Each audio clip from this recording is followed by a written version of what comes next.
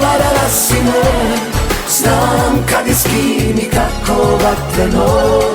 Pogledaj me zadnji put, bar to, nek bude fair, nek bude iskreno.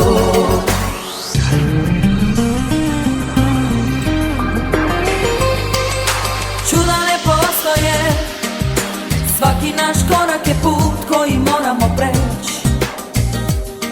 Biće bolje za oboje ako prešutimo.